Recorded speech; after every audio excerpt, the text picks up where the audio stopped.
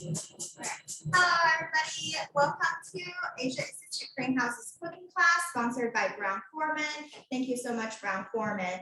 And for today, we will have a virtual cooking class with Bamba Eggroll Company. They're voted the #1 food truck in Louisville. And this is our chef tonight, Rudy. Say hi. Hi. Hi, Rudy. And then Kelsey here from Noraebar will be helping us to make a drink with a Brown Foreman tequila. It's going to be called Bird Set Free. And Rudy here, he's going to show us 3 dishes that he will make. The first one is going to be a lumpia. It's going to be a Filipino spring roll fried. And the second one, we have the pork Caldereta with rice.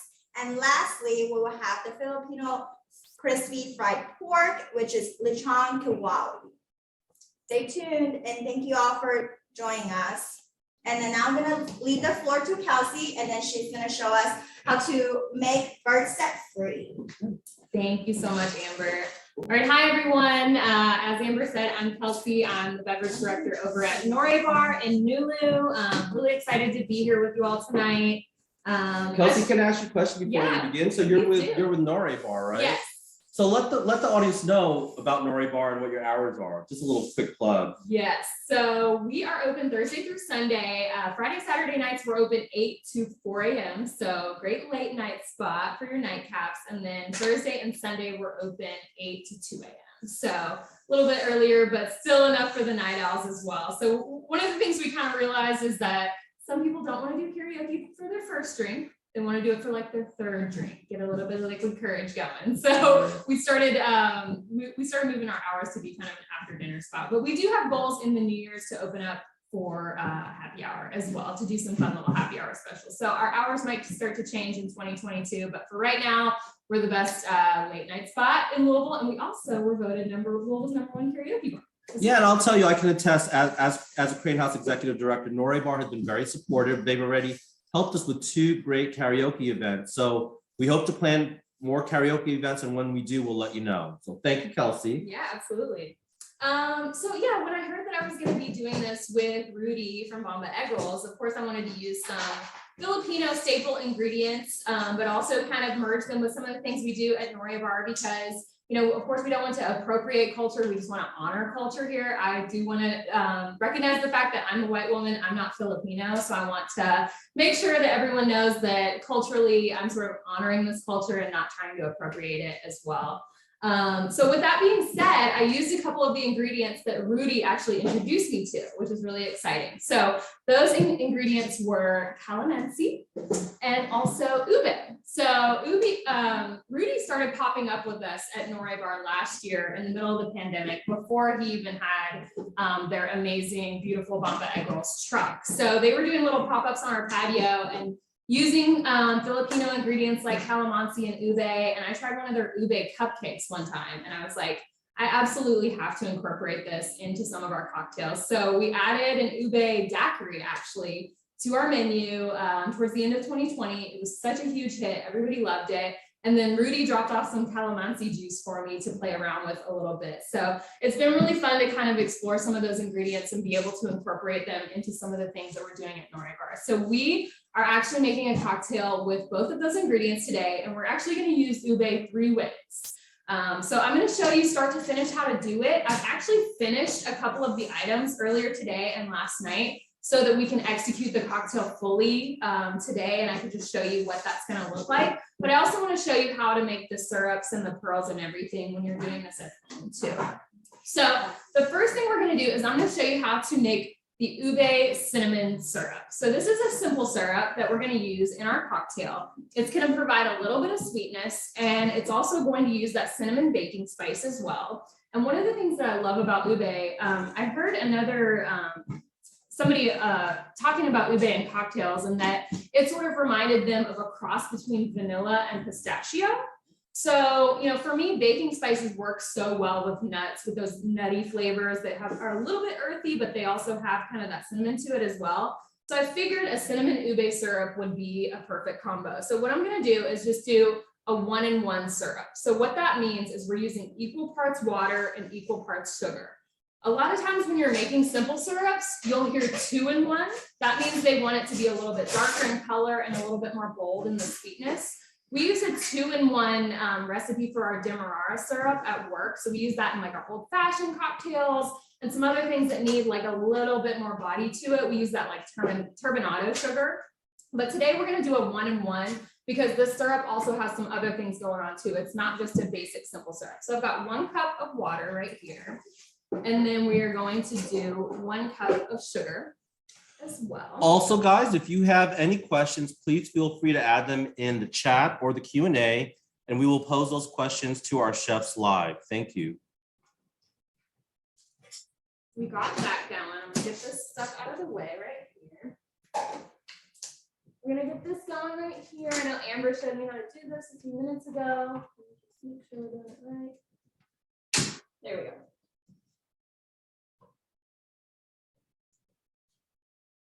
Awesome. Okay, so we'll bring that to a boil. Once that starts roaring, I'm gonna add a few cinnamon sticks. This is kind of just what feels good to you. How cinnamony do you want it to be? For me, I'm like a very flavor forward type of person, so I'm gonna use a nice little heaping handful. And then the next thing I'm gonna do is I picked this up at My Tindahan, which is the Filipino grocery store. And this is actually the ube purple yam that's just been fermenting in sugar. So it is pretty interesting. I tried some of it yesterday. I mean, it just tastes exactly like the product. But I really just take about, I'm gonna do like 75% of a bar spoon and just drop it right into the syrup. And my hands are clean, by the way, so they're going right in there. So is the ube concentrate pretty strong, would you say? The Or concentrate is this right here, the actual purple yam. This is not super strong. Okay. It has been fermenting in some sugar and some high fructose. But do you want to try some of it? Oh yeah, sure, why not? It's Okay. not terrible. I've got another bar spoon if you want to Thank try you. it. I will So let the concentrate that I've got that we're gonna add to the actual cocktail, this is really strong. You only want to use a little bit of this concentrate, and we'll kind of get into that here in a little bit. But as far as just the regular ube, it's pretty mild. You can kind of taste that vanilla, that cross between that vanilla and the pistachio. Like I think that's a perfect way to describe it. Kelsey has a great palate because honestly, it does taste like a cross between vanilla and Right? pistachio. It's like, that's so perfect. And I honestly can't take claim for that description. I was listening to someone else talk about it and I was like, that is so perfect. And you know, sometimes when you hear something, you're just like, you're trying to figure it out. You're trying to put your nose on it or put your finger on the pulse of it. And you're like, oh, that's exactly what that is. So we're gonna get that going here. It is not coming to a roaring boil or anything just yet, but I am gonna go ahead and drop those in here. And we're gonna let that just chill for a minute. So have you created this cocktail for a specific purpose beforehand, or is this just a new creation for today? This is a new creation for today. Awesome. Yeah. Like I said, we had that ube daiquiri on the menu for a little while, and then I was kind of just playing around with some other options. I wanted to come up with something that was really bright and purple in color, had a really nice pop to it. That calamansi, when I was playing around with it, so they call it the lemon of the tropics, and you always want to kind of pair you want to have some acidity, some bitterness. You want to have all these things that hit the different parts of the palate whenever you're making a cocktail. So when I was tasting the calamansi, this is a concentrate, the way that they sell it in the frozen section at the grocery store. So you want to mix it with ice water and then blend it. So when I'm tasting it and trying to pair it with some other things, I'm like, okay, I know that El Jimador Silver has a lot of citrus to it. It's 100% agave. So I knew it was going to work really well. The difference between calamansi and just using like straight lime juice or lemon and lime juice and simple syrup, like you would, for example, this thing just popped. Where did that go? Oh, it might be out of gas. We have a new one. Rudy to the rescue here. Rudy to the rescue. So what I'm going to do is, I don't know if you all can see this at home, but that ube was pretty thick. It was almost like a big There we chunk. go. Yeah. Actually, I have the camera switched so you could actually see it. Okay, cool. So you can see how it's still kind of in more of a solid form. So you want to just take like a spoon and just kind of be moving it around a little bit. And that is just going to start coming to a nice little simmer there.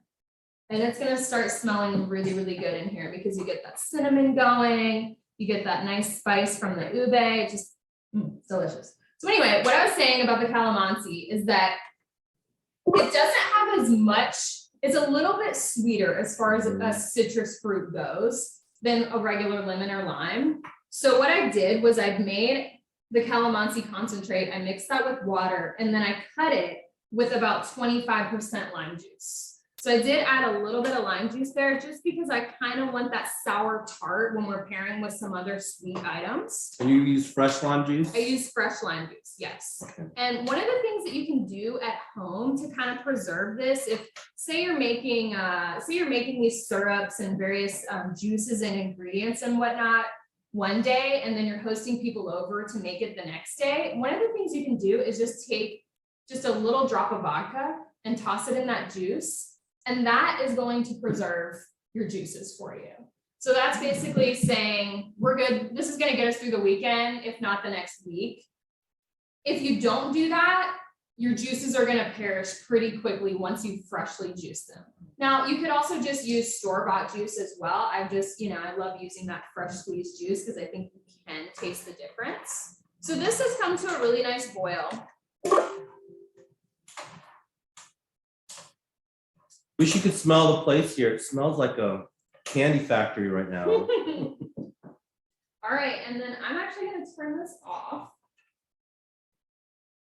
Do I need to pop this back up? No, you're gonna go. Okay, cool. All right, and then we're just going to kind of let this sit, and here in a few minutes we'll strain it off, and then all you need to do is store your syrup in kind of an airtight container, and you can use it. You can kind of keep it in the fridge and use it as you go. Okay, so like I said, I finished this yesterday. So the ube cinnamon syrup is ready to go. I just wanted to show you start to finish how that would work as well. So we're actually going to start making the cocktail now. So the various ingredients that we have is our El Jimador tequila. So we are going to do 1.5 ounces of the tequila. Okay. So you're just going to take your jigger here, or if you have a little measuring cup or something, whatever works. Go. You always want to start without ice in your shaker so that you're not diluting anything. Next thing we're going to do is use some coconut milk. You can use coconut milk like this, or you can use coconut milk that came in a can as long as you shake it up really well. I'm actually going to give this another little shake just to make sure we're good. Either way works just fine. And we are going to do 1.25 ounces of the coconut milk here. And just for our audience, coconut milk, that's vegan and non-lactose, correct? Yes, absolutely. Yeah. This whole drink is going to be vegan start to finish. Wish we could say the same for the Filipinos. Yep. Okay, so the next thing we're going to do is we're going to take that 75% calamansi, 25% lime juice mixture right here, and we're going to do 1/2 ounce. Mix it right in. Next thing we're going to do is we're going to take our ube cinnamon syrup. Like I said, we have that cooling over here. Only other thing you need to do is just strain off those cinnamon sticks. Make sure you don't have any more solids of the actual ube that we were using there. Strain that off, store it in a container in the fridge. So this is the finished product. We're going to do 3/4 ounce of the cinnamon syrup. Toss that right in. We are also going to do pineapple juice. So pineapple also goes really, really well with the baking spices. We are only doing 1/4 ounce there though. So that's just adding a little tiny bit more citrus to this, just rounding it out. And then coconut is my all-time favorite ingredient. If you've been to Noraebar, you know that coconut is in a lot of our cocktails. So I'm doing 1/2 ounce of creme de coco. Now, I know this is a specialty drink. If you're there at Noraebar, is this something that someone can recommend? Do you have some of the stuff handy? Yeah, I can make all of this at Noraebar. Wow. Yeah, we don't always have calamansi. That would be the only thing. But Lime juice can work. Yeah. It's not quite the same, but that could work. For sure. Yeah. I think I would just add a little bit more of the syrup if I was just using lime juice, just to make it a tiny bit sweeter. And did you get the calamansi concentrate from My Tindahan as well? I did. Okay, great. Just where you could source your products, guys. And then we are going to use a tiny bit of this ube extract. So I will tell you a little bit of this goes a long way. It will also stain everything around you. So you just have to be really, really careful with it. Hope you like the color purple. Yep. And we are just using about 1/4 of a bar spoon. So if you don't have a bar spoon at home, you can just take like a teaspoon, and I would just use like 1/4 of that. So just a little, yeah, that's way too much. So what I'm gonna do is just drop that in there. You can dump the rest in the sink if you want to. It comes out kind of quick. Go. Now, Kelsey, weren't you featured in the most recent Louisville magazine, Constellations magazine that came in the mail not too long ago? I was, weren't you? Yeah, I was too, but it was nice to Yes. see you there, my fellow Yeah, that featurette. That was really, it was such an honor and really, really exciting. I love being a part of that. Okay. So there we go. So we've got our tequila, our coconut milk, our calamansi, our cinnamon syrup, our pineapple, and our creme de coco. You can get this at Kroger. They also carry it in cans and various other brands as well. So super easy to access, or coconut cream, what have you. And then the bar spoon of ube. So there we go on that. I'm gonna bother you all for some ice. Here you Oh, go. it's right in front of me, so sorry. Go. You're So welcome. after you have all your ingredients in the smaller portion of your shaker, nice. Drop it in here. You want to just cover, you want to be able to cover your cocktail with some ice, but not use too much, because again, when you're shaking it, you don't want to dilute it. So then you're going to take the tall side of your shaker, you're going to toss it on top, use your hand to make sure that it's safe, and then you just do that little bartender flip, and then you're going to shake it. So really easy shake. You can shake however you want. There's no rhyme or reason to it. Some people will say different. It's not that serious to me, but I just make a little circle like this. And then I'm gonna slap it so that it kind of comes loose. So glad you didn't work in arms today, because that looked like a workout. Right? Yeah, by the end of the night at a long shift, you're definitely gonna feel it, that's for sure. So there we go. I'm gonna grab my cup right here, and then I've got a strainer. I'm gonna place that on top. And then you're gonna see that beautiful purple color come through. And one thing you always want to do is just give it a go. Oh yeah, that's good. Make sure it's good. Make sure you don't want to like edit in any way. And then you're gonna fill it with ice. Got that. So I would use fresh ice in the cocktail. You can do what we call a dirty dump, which is just dumping the ice that you used in the shaker. If you want to preserve your ice, that's totally fine. You can do that as well. So you can see that my wash line is a little bit lower than this cup right here. So that's on purpose. What I'm going to do is give you a couple of garnish options. So this is kind of how, however extra you want to be. And I'm kind of extra. So what I did yesterday is I made some tapioca pearls and infused them with ube extract. Tapioca pearls, is that like what people use for boba teas? Exactly. Oh, yes, wow. Exactly that. So how cool did these come out? Don't they look like caviar? Yes. Wow. So I had these on hand from a drink that I used a few months ago, and they're the mini tapioca pearls.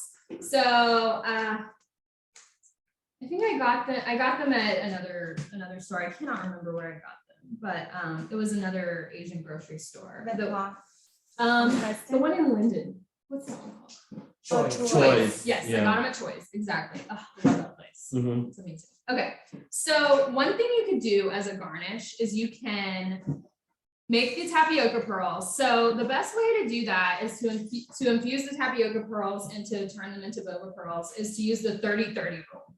So the 30-30 rule is basically you get your cups of water boiling based on how much you use. So I used half a cup of these, which created this much boba pearls. So you don't have to use a lot at all. And I used 8 cups of water. So I boiled 8 cups of water. You add the pearls to it and you let them boil for 30 minutes. So that's your first set of 30. Then your second set of 30 is you take them off, cover them for 30 minutes and just let them sit.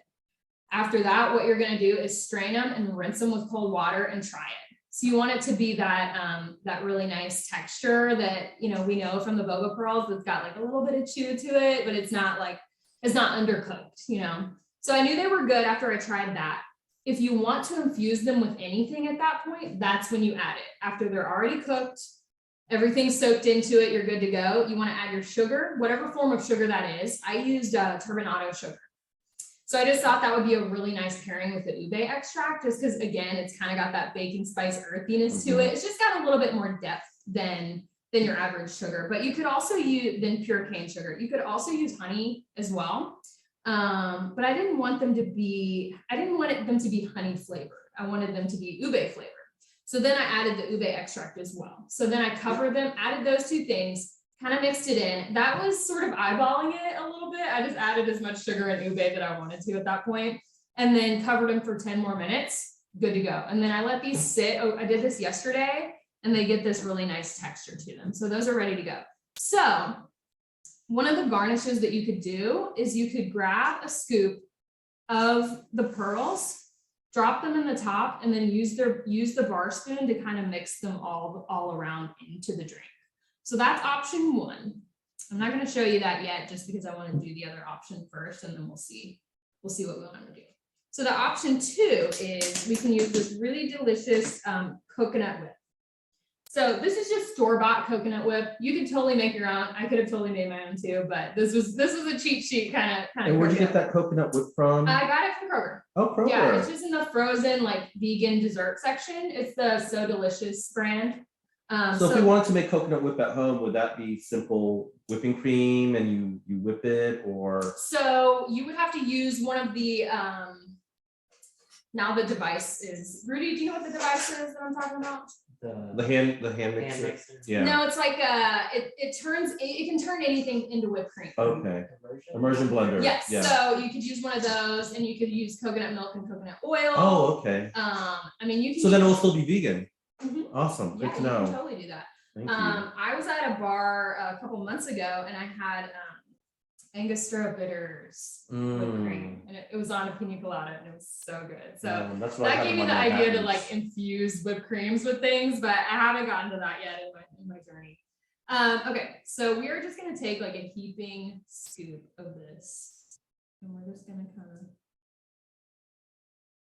fill that little wash line so that it goes all the way up to the top of the beverage.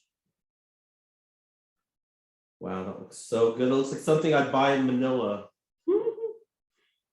It kind of reminds me a little bit of that, and correct me if I'm wrong in the pronunciation, please. The halo halo? The halo halo. Yeah. Yes. So we've got that. Stuck that on there. And the next thing I'm gonna do, I'm gonna rinse this spoon real quick. Next thing I'm gonna do is take just a little dollop of the pearls and just drop them kind of on one side here. Okay. We're gonna dash a little bit of cinnamon.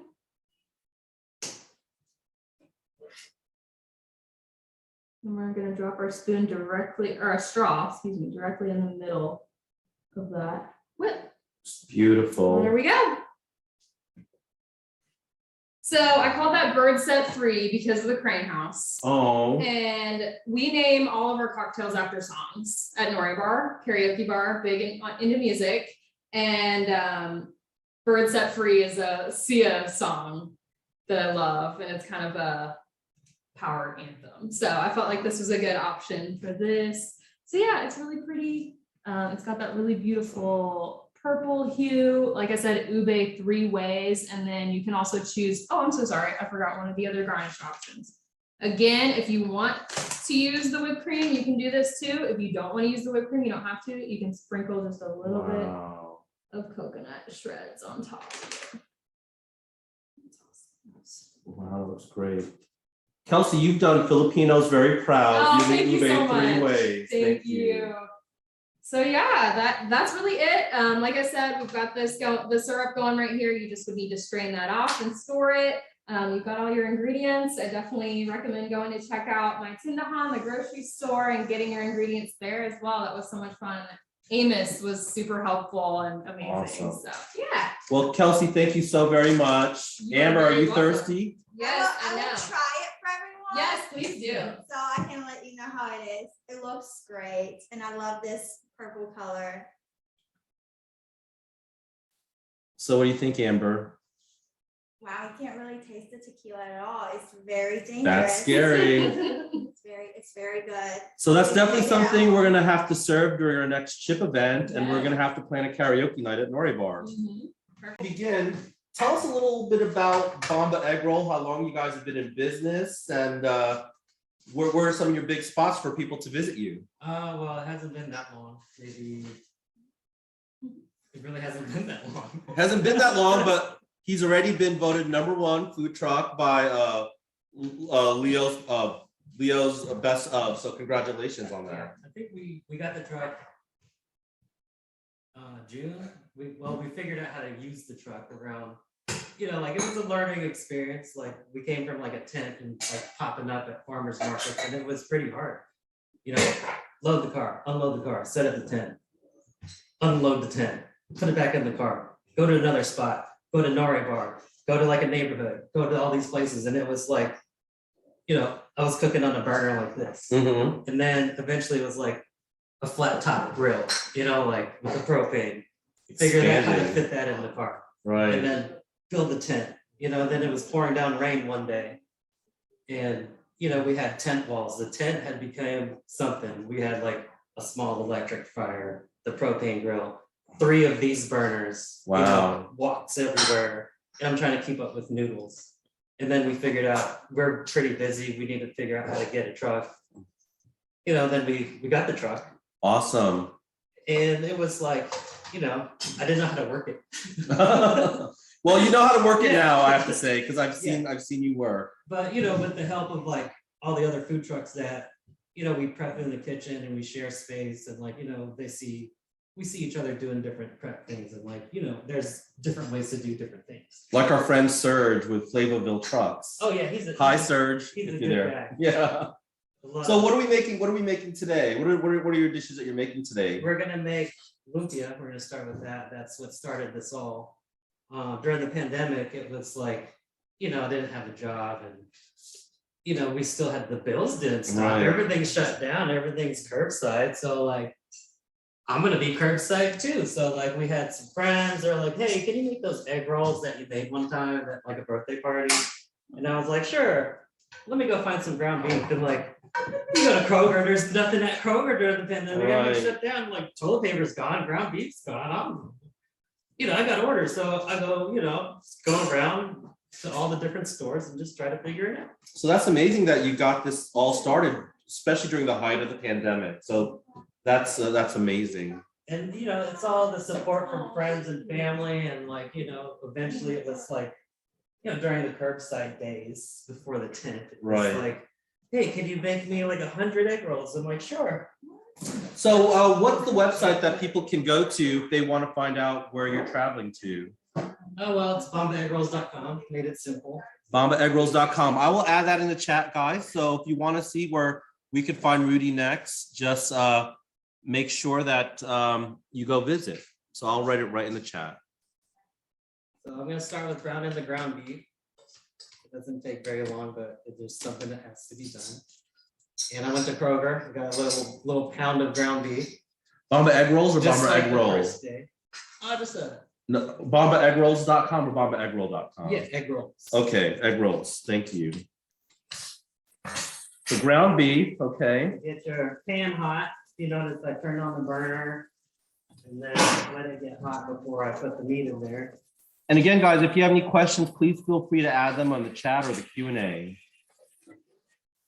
Wow, things are cooking now. I could see and smell it. Yeah, you kind of just switch it in there. You see the beef. Give it a shake. pretty simple, you know, Did you put any oil in that pan or just a little bit. just a touch? It is a nonstick pan, I see that now, but you never know. You never know, right? So how did you start your food journey? How did you learn how to cook? You learn from your parents, you learn on your own? Oh, it's okay. Well, we gotta beat It's all down. right. We gotta beat It's down. fine. Well, I learned from my mom when I was growing up. And, you know, we always went to like birthday parties or like a holiday party, something like that. And my mom's specialty she would bring would be lumpia. So we would, you know, me and my brother and my sister, we'd be prepping her things, you know? Same with me, same here. She would start the meat just like this, and then, you know, here's me over here trying to figure out how to roll it. And then, you know, there's just all different, you know, my sister would cut the carrot, and then my brother would do the onion, and then, you know, we all had our different thing to do. Eventually, it was like, I look up, like my brother's like, hey, I'll be right back. And then I look up, my sister's like, oh, I'm gonna go do something. And then like, I'm at the table by myself. Right. Like 100. But, Rolling you know, like 100, right? But, you know, you learn what you gotta learn and you use it, whether you use it or not. You know, you do what you can. So you opened your food truck just from learning how to cook these dishes Well, I from your mean, mom. I've learned, you know, that was, you know, we were making lumpia when I was Right. like 10 years old. Right. You know, that's just like a thing, you know. So then you gotta dice your onion. Kind of half it there. And then, you know, you get the peel, Mm-hmm. you just like this. And then here's, you know, my mom, who's now, we call her Lola. Lola, yes. You have Which to means cut it the grandma. right way. Yeah. You know, you can slice it and then you dice it. See, I turned the heat down on this because I didn't want it to burn. And I'm just trying to get it browner, just kind of watching the heat. You got hot and then you got medium. So that's an interesting method. There's many different methods because I know growing up, depending on the region, my mother grew up in the north side of North Manila. My father was in Davao. So you actually cook your meat before you. Yeah, there's different methods. Everybody has their, you know, like you say, like, you know, pepperoni pizza is always different. Right. Wherever you go, spaghetti sauce is always different. You know, we got lumpia. Everyone has their own way. You know, Right. some people use pork, some people use beef and pork. Mm-hmm. You know, but this, just to keep it simple, you can substitute the beef for the ground pork or like ground chicken, ground turkey. Mm-hmm. But, you know, it's all the same method. And it's just that, it's that process of cooking, you know, cook your meat, but rolling it raw, you can do that too. And then it'll cook in the fryer. But for me, I like it cooked all the way through. Yeah. So me I too. know when I fry it, that it's already done. Right. You know, because if you fry too long, like I'm worried the beef is gonna be in the middle, maybe not done, or it's too crispy. Yeah. The outside's burnt and the inside's still uncooked. Yeah, but you like to do that, and then, you know, you put your onion in there. Just a little bit, just to kind of get it started, just the flavor. And then you got salt and pepper. I'm gonna do a little bit of pepper. But I'm gonna drain off that grease here in a minute. But just to get that started. So Rudy, you said you learned with your brothers and sisters with your mom. Did you grow up in the Louisville area? Oh, well, Radcliffe, Fort Knox. Okay, yeah. And, Military? Yeah, military. We lived in Germany at one point. I Oh, remember wow. I went to school, kindergarten in Germany, Mm-hmm. but it was on base, so it's just like, you know, it's just like here. So while we got this, I got the onion here. But I'm gonna save this for my Caldereta and my Lechon Kawali. Yeah, prep all the stuff in the beginning. So you got your bag of onions. But you don't know how much they're gonna need, so you know, there's always like a recipe to follow. But my mom always like, you know, you put some, Mhm, you know, right. you just make it. Right. So we're trying to figure this out. I'm like, Mom, how did you make that one thing? You know, you just stick your vegetables in there. So speaking of, where do you source a lot of your ingredients? You just go to just a regular grocery store? I mean, now I go to like GFS. Oh, and, like, okay. I order it, or like, you watch the pricing. Well, yeah. So like, I'll order GFS stuff, or Sam's Club is always good, Costco's good. Just if you can find it, then you cook it. So just quick question, because I know I've been dealing a lot with this question with a lot of people, especially with inflation. Have you noticed a difference in pricing, and will that probably affect some of your future pricing? Oh yeah, all the time. Like sometimes I want to do like a special item, or like I'll find like a good piece of steak, or like a good grade of steak, and it's like, on the truck it'll be a special. It'll be like this steak. It's just like Yeah, or like tapa with an egg, tapas log. Oh my, yeah. that'd be the Tapsilog. next show. Right? Yes. The next one. But that's just like a stir-fry steak, basically, soy sauce, garlic. Mhm. The garlic. Don't forget your garlic. The bawang, yeah, the garlic. So that'll be after I drain it. I'm gonna do this first.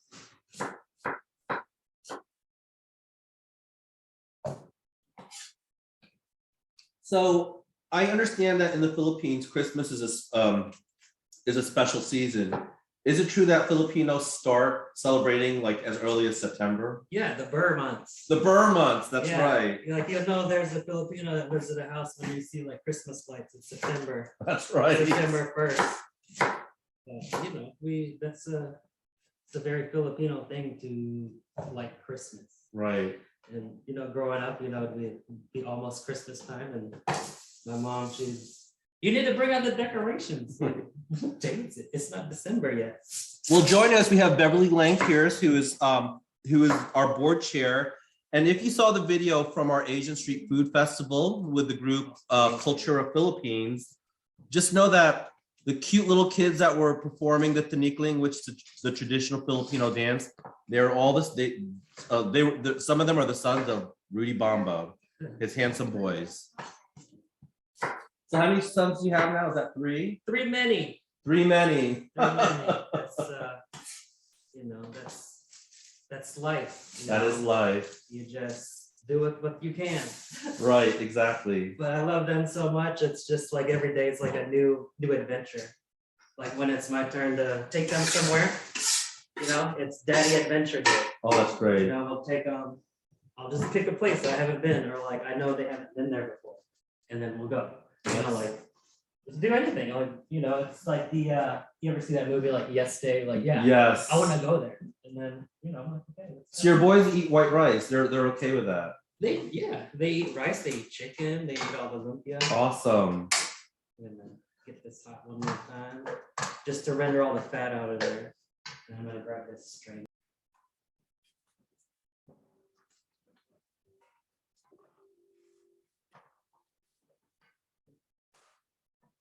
Are you gonna be in any special places right before Christmas? So Well, we just got through like a big season of going to like our different food truck events that were pre-scheduled, like months ago. And then there's all that grease coming out, so all the fat's coming out of there. And then we're going to let that rest for a minute at the carrots.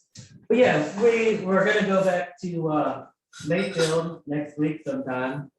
wonderful. So glad that you did it. So tell us a little bit about that experience at Mayfield. Are there any stories you'd like to share with our audience of people that you met?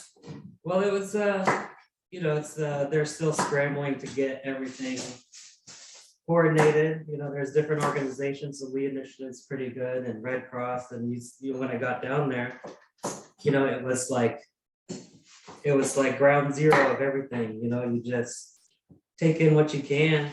And we brought down like a lot of donations from friends, family, people that are customers, just kind of brought to my house. Like my driveway was lined with bottled water and everything. Right now I'm dicing the carrot, like kind of julienne a little bit. Can you imagine me 10 years old trying to cook this? I would not give my kids a knife, not yet. Not yet. Not yet.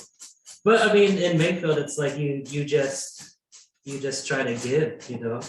There's people that haven't eaten in since the tornado. They're trying to find shelter, and they're at this supply depot where the fairgrounds in Mayfield, that's kind of like the main hub, like when I pulled up, the parking lot's full.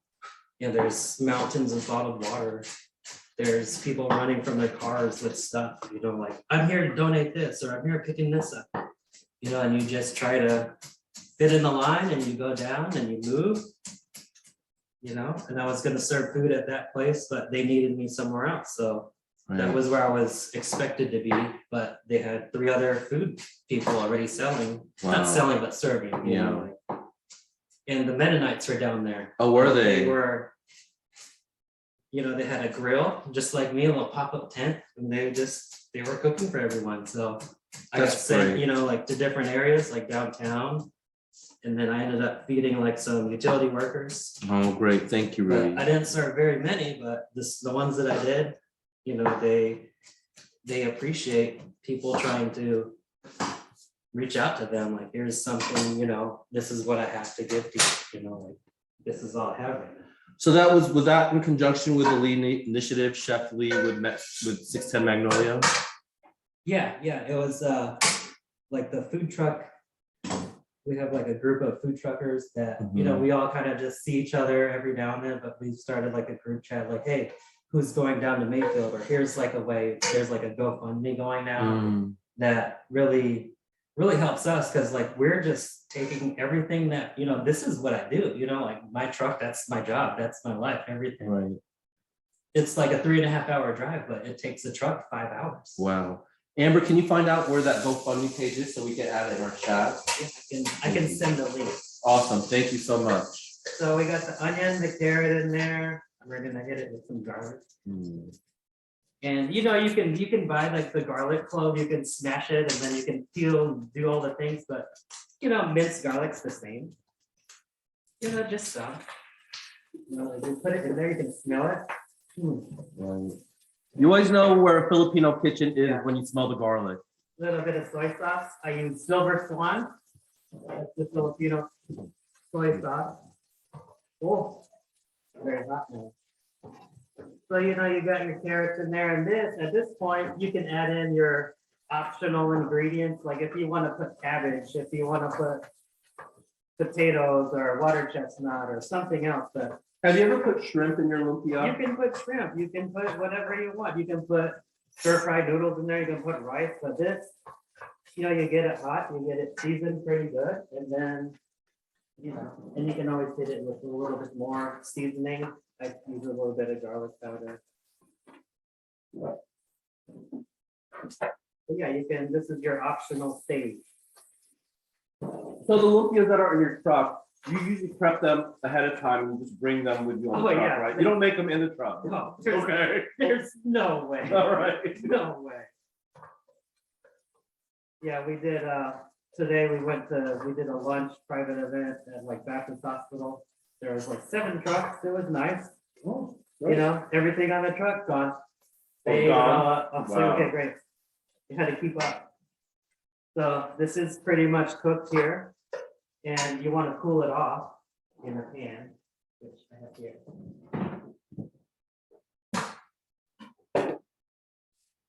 I could tell that you work in a food truck because you have everything very well organized, Rudy. Yeah, that's the only way. So, Like, Filipino way, stack it up. Put it in all the containers. right. If you got it, bring it. See, my mom would do something like that, but instead of that, she would use a Cool Whip container. Yeah, Or- yeah. That's what we always had. I upgraded, You did. Got the container. And you want like a nice shallow container. If it's too compact, it won't cool off. But this, you'll just put it in the fridge. The refrigerator right here. Yeah, go right ahead. Then you got your wrappers. And this brand is probably the easiest brand to use, the TYJ. The TYJ, okay. So Rudy, when are you normally at Noraebar? We've been there quite a few times. I think maybe there'll be another time. Oh, so there's not But- specific dates? No, Not no. like Thursdays, okay. For those, we were like, we'll do this event with you, or like we'll schedule it, and that's kind of how we like to do our events, is like it's scheduled to know it's gonna be there. The random parking doesn't really work. Yeah. So right now I got like these little baby tongs. You can use your hands, but it keeps your, so, you put some. And then you put some in there. You look like you know how to make lumpia. About how many do you usually do a day? I'm just curious. I don't know. I mean, it's just like 1 or 2 days and then I freeze them. Oh, okay. And then on the truck, all you gotta do is fry. Do you sell frozen lumpias? Yeah, coming up in this December, yeah, we're taking orders now, so go to our website. Great. In fact, what we'll do is we will show that on Crane House's website. So if you're interested, we'll direct you in the great place to go if you want to get some frozen lumpias.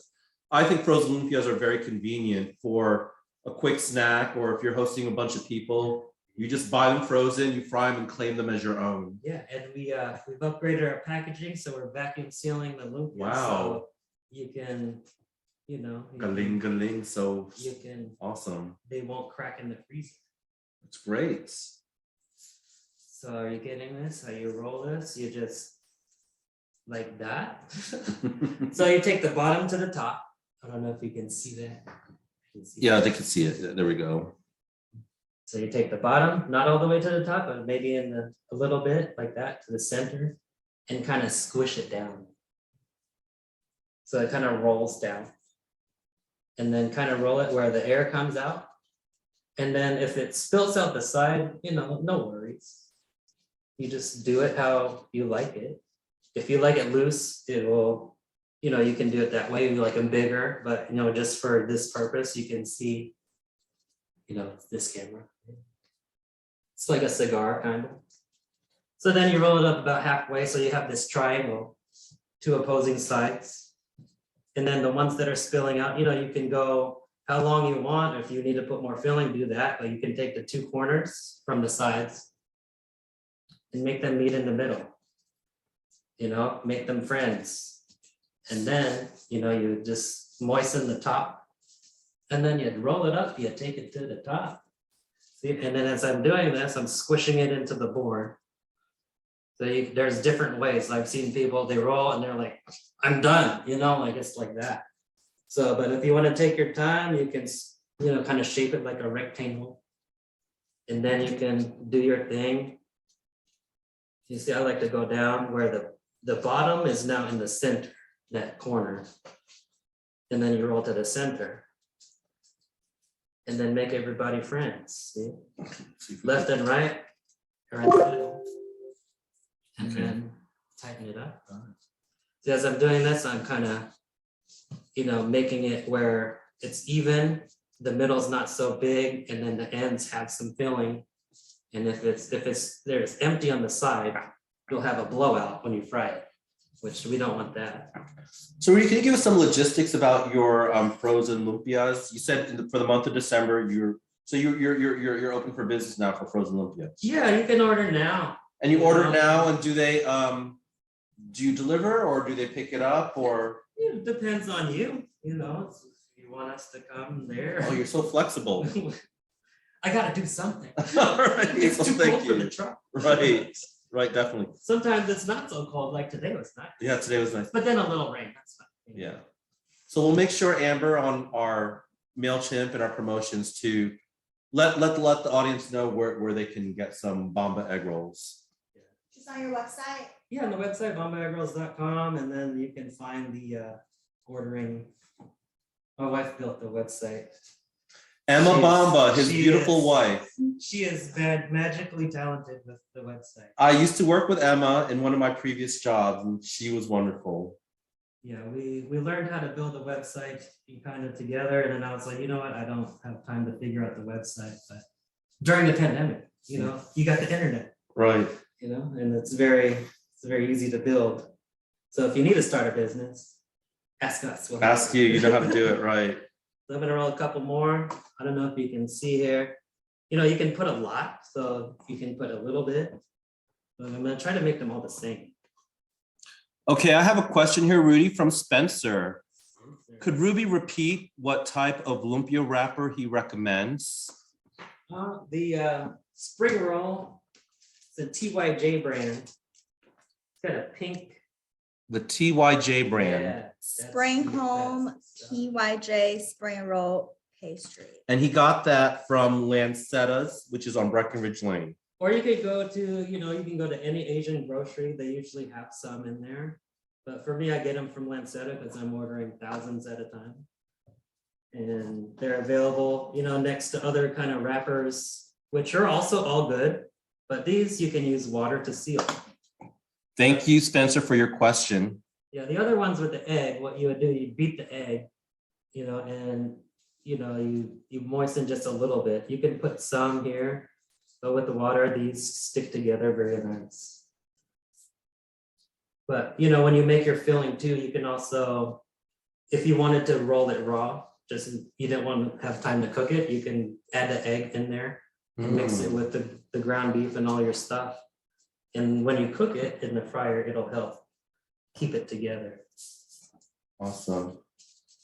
Now, what's your opinion? I know some lumpias have raisins in them, and that's always Yeah, been a major you know. contention for some people. We covered this, Oh, everyone the has their raisins? own pizza. Oh, yeah, that's right. You could put anything you want to roll in there. If you wanted to get rid of your leftovers or something, I got this Thanksgiving dinner, let's just roll it up.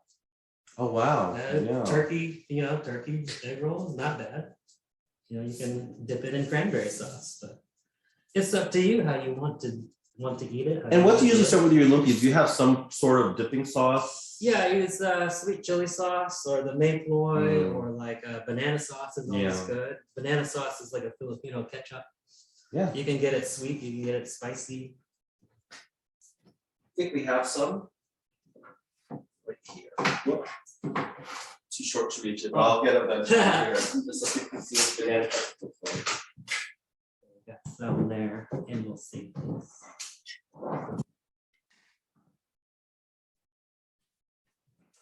The Thai sweet chili sauce or some banana sauce. Those are Yeah. good options for dipping sauces. It's good on everything. Yes. So I have an oil and a squeezy. This is just oil. And you want some oil in there so it kind of floats. Can they see that? It's really- Yeah, it's pretty bright. Yeah. Let me switch it back. See, I'm doing this slowly because like the oil's getting hot as this goes in there. If you just dump a bunch of oil, it's gonna take forever. Which seems like it's pretty hot now. You don't want a whole lot in there. I mean, you can deep fry. But for this is at home. This is how I learned to kind of just stand back. Find you a long pair of tongs like this. And this you have to be careful because like if you just throw it in there, you're gonna have a splat back, like you just kind of test it. Not ready yet. You want like a sizzle, so you just kind of wait for that. You can see this is burning pretty hot. It's pretty strong. Yeah. See, I'm letting the heat get through all the oil. Well, let's try again. I'm gonna stand here a little bit. Try with the first one. If it's too hot, then it'll scorch. And you kind of just let it go in there. And if these are frozen, if the frozen with the hot oil is really dangerous. So you kind of take it easy, a little bit at a time. And if you move it, it's kind of squishy, just let it get crispier. And I'm gonna give it a friend here. We have 2 lumpias in the pan. Now we got 3. A little bit at a time is good. Too much, and it'll cool down your oil. And you kind of just like wiggle your pan and just let it swim. Watch your heat. I'm gonna turn it down. If you wanted to put a thermometer in here, about 350 is always good. 350. So what you're looking for here, you want to see it to start to get brown a little bit.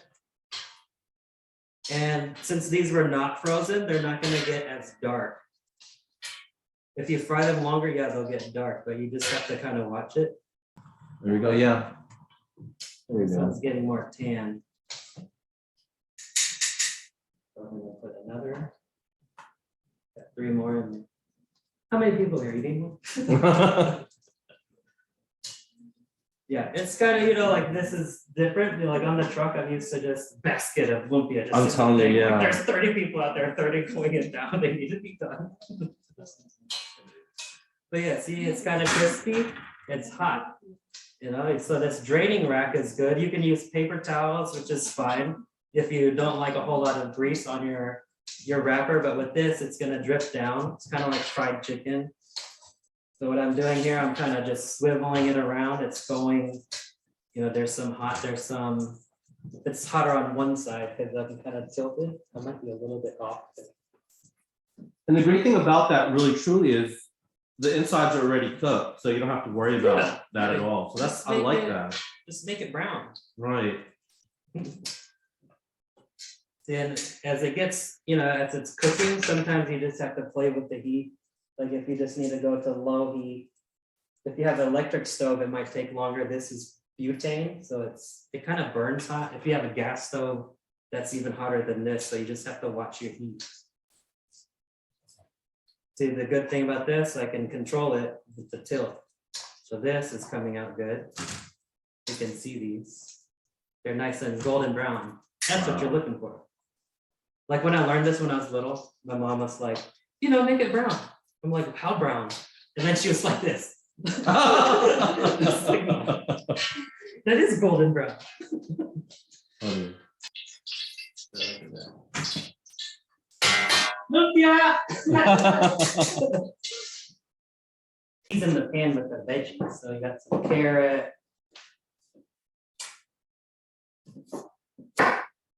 But you're gonna stew up the meat. So Filipinos, they'll stew up meat with like whatever veggies they have. So with your carrot, you can go rough chop with this, or you can just get it into smaller bite-sized pieces. Oh, they're rolling away.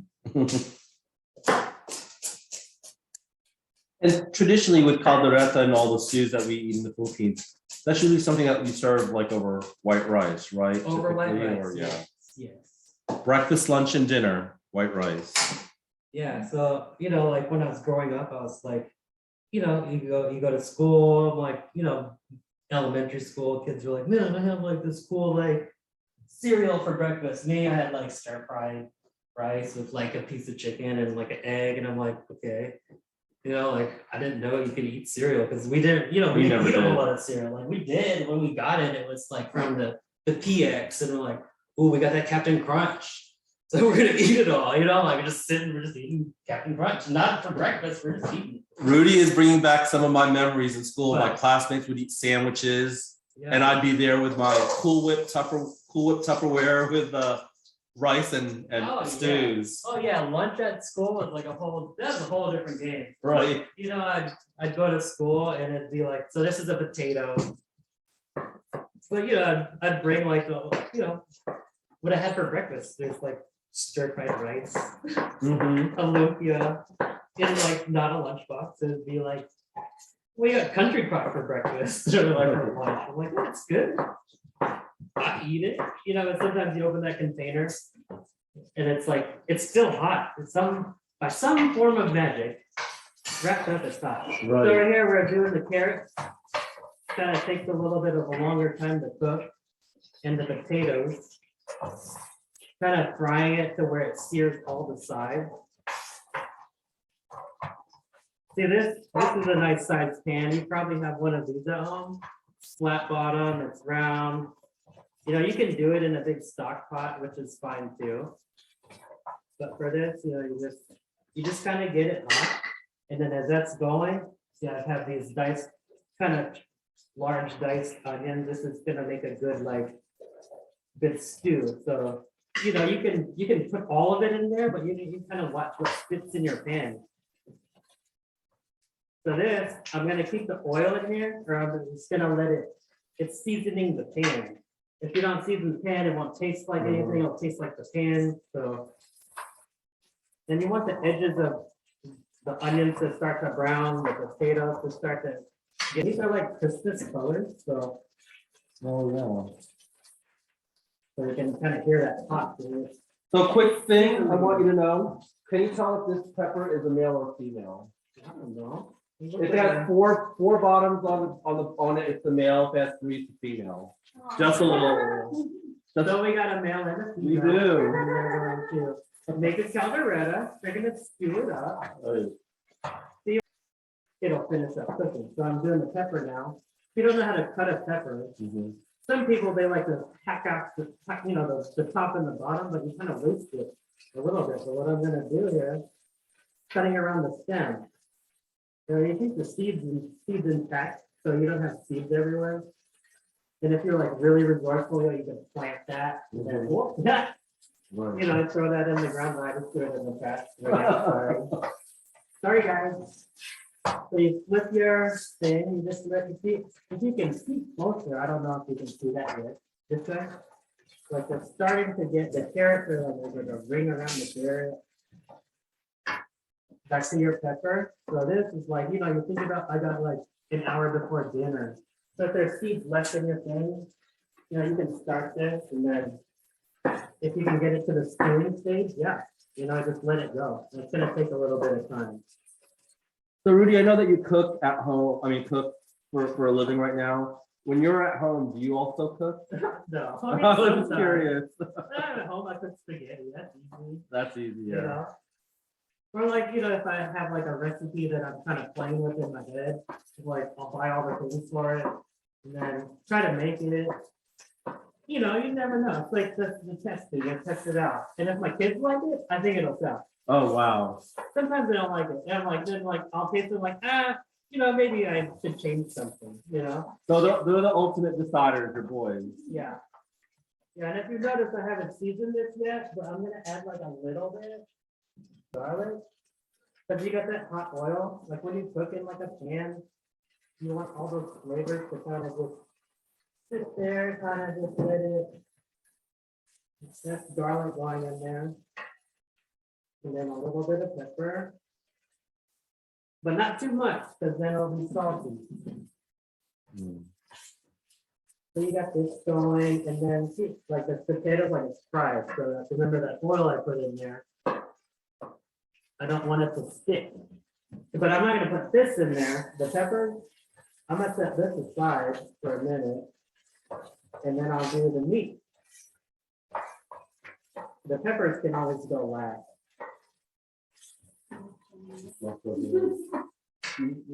I have this kind of pan here. And you can set it aside and anything. But yeah, the whole point of this is just to get it started. Set the heat off. Transfer it here. It's like one hand to do it all here. Heat back on.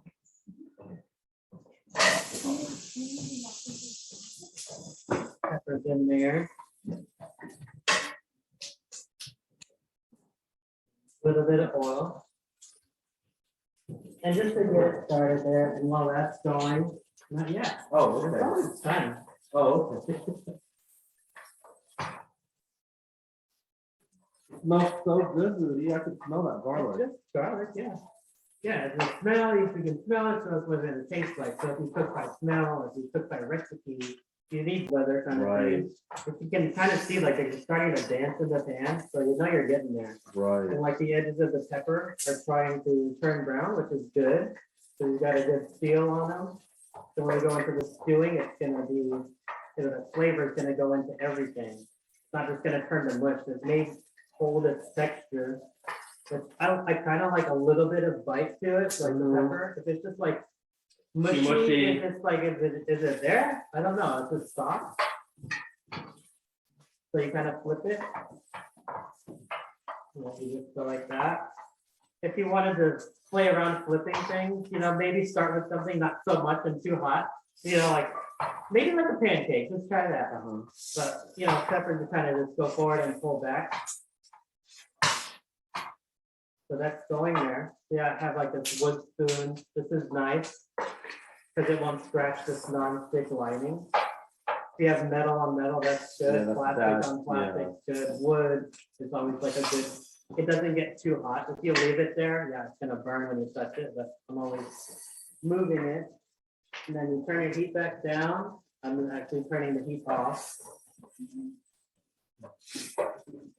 And then I'm just gonna rest this over here. for just a minute. Oh, so it's pork belly. Yeah, pork belly, caldereta. Yum. Yes, I like to change gloves too. So Amber and Ollie, what do you think about the lumpia? It's so, Is it crispy? it's crispy and you can taste all the ingredient. I can taste the beef, I can taste the carrot, which, you know, sometimes what you eat in an egg roll or you don't really know, but this, I know exactly what I'm eating, Oh, the yeah. ingredient. Masarap. That's Sarap. so good. Sarap means Yummy, delicious. Yummy delicious. Okay, so we got this pork belly here, and then the next thing, so what I get, I'm eyeballing this here. You can measure, you can weigh these out, but I'm gonna do some for the kawali, which I'm gonna cut into strips. See, like, so this, I'm just checking how hard is it gonna be to cut. When you get to the skin part, it might be hard to cut. If you have a sharp knife, you just wanna balance your weight. You can't just chop it. You have to go in there because this belly is kind of thick. I don't know if you can see. Mhm. But what I did, I cut it into a strip here. This way, that way. But I'm put the skin side down for now. And what we're gonna do with this will be for the kawali, because it needs some time. I'm gonna steam this in the Instapot. Oh, that's okay.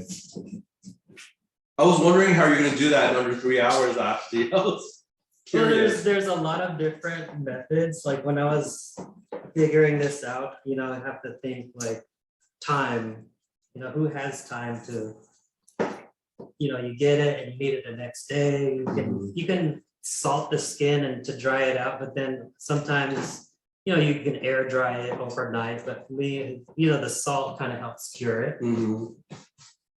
But this, you know, we've got this nice, you know, we got these nice strips.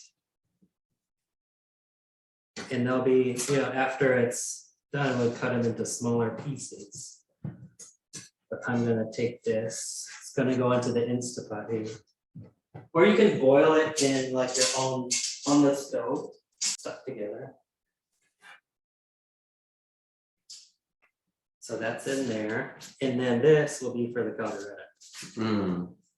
Can you use a different type of meat for caldereta or Yeah. is it, I know you said goat, that's what you are, Yeah, you could use anything, like you could use like roast, you know, like any kind of beef. or roast beef, Like chicken. duck chuck Chick, or. chuck roast, or like, you could use steak if you wanted to do that. Because really, it's just a stew, you know, so anything, chicken. Can you make it like a just vegetable, like for like vegetarian? Yeah, you can substitute the meat part for like maybe do like a Tofu or something? tofu or just a lot of potato or something, or. Okay, So we cut them into strips here. So you got 1, 2, 3, and then you can keep them together and then cube it. And then be very careful because like that, you don't want to cut your fingers. So you kind of hold it and just the other way. Slip really easy. So you're going for like maybe 1 inch by 1 inch or maybe ½ inch if you're like smaller. When this stews, it may shrink. They, you know, so a butcher knife like this is good. It has like, you don't, you know, you can use like the chef knife or like the petite chef, but this I like because it's. You know, Rudy, most Asian chefs I Like a know wing. only have that. I've never seen before where everyone has all their specialty knives. Most Asian chefs when I grew up always had Yeah, that this one- flavor. That was basically it. Yeah, when I was growing up, my mom, my grandpa lived with us. He had like the bolo. Like just Oh, big. wow. He used it all the time, everything in the garden, and then Mhm. sometimes he'd be cutting up green beans just like this into like a bucket. I'm like, what? Like a sword.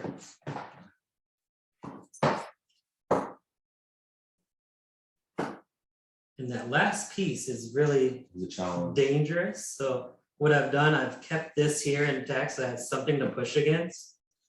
So you kind of just use this. That's why I like this big edge here. So it's kind of like a guard. I'm holding it down and just, I know where my fingers are. You have such good technique. Well, it takes time, you know. You learn a lot when you cut a lot of things. And the trick is not to go too fast. You go too fast, accidents happen. It may not look right. Something's wrong with it. Also have a sharp knife. Oh yeah. But this, it's still sharp, but this fork is really, you have to be very careful. So we got that in there. And turn the heat on. So my pan is seasoned with all like the oil and the garlic and all like the peppers and stuff. So let that get hot. And while that's just gonna bring it up a little bit, I'm gonna add some oil, just a little bit. And while this is going, I'm going to start the kawali in the Instant Pot, the boiling part. Which if you boil it, it takes like, on the stove, it takes maybe 30, 40 minutes. If you get an Instant Pot, 15. Oh, really? So what I did, I saved like some halves of onion. I'm gonna put that in there. I'm working on something. Yeah. Well, I can bring it there. okay. Garlic. Filipinos like to eat garlic. We do. So if you can see here what I did, what I done did. I have like the rack in there that holds it up. And then the pork's in there, the onion, the garlic, the seasonings. This is the step you could, if you want to put peppers in there, you can, or like whatever vegetables, it'll go into the meat. And then I'm gonna put water. Some water.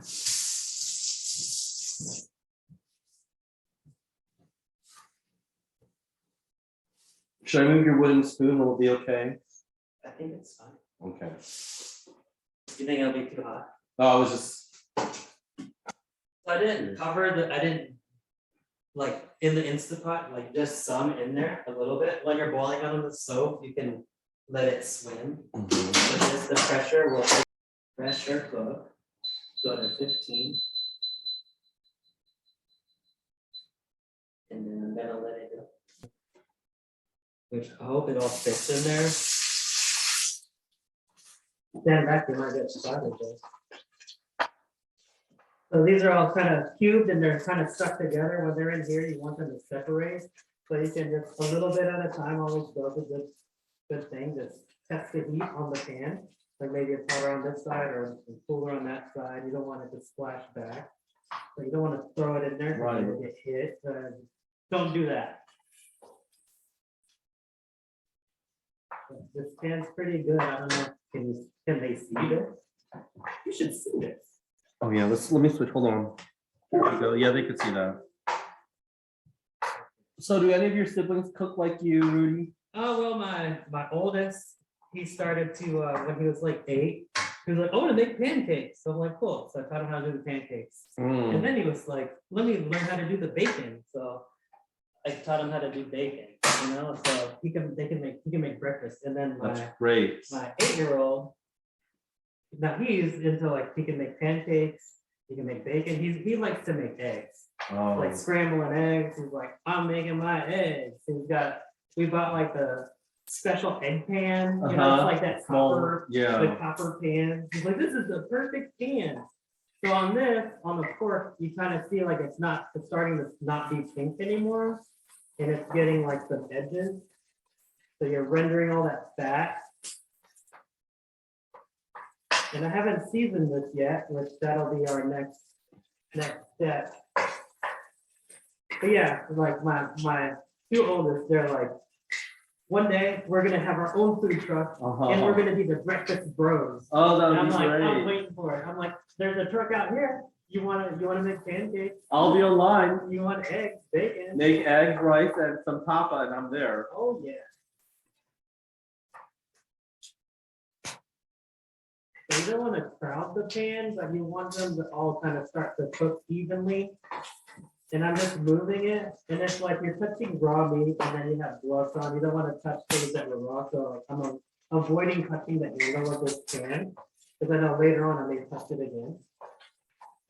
Cross Food contamination. safety, Yeah, food safety. 101. And this, with this hand, I've only touched this glove. So like you have a raw hand and you get a utensil hand.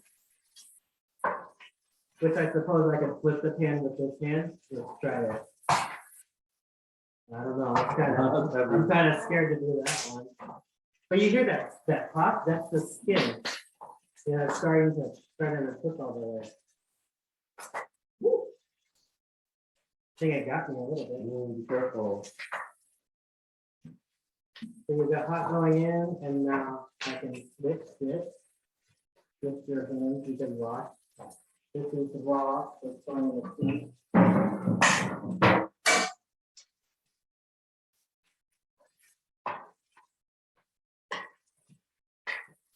Now you see how you got some pink, you got some gray, it's just starting to turn.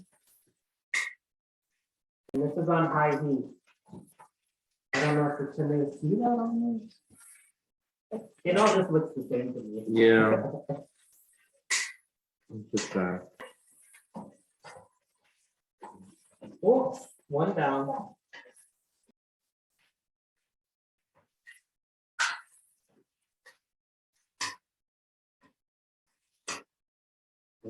She's on road. Camera flying around.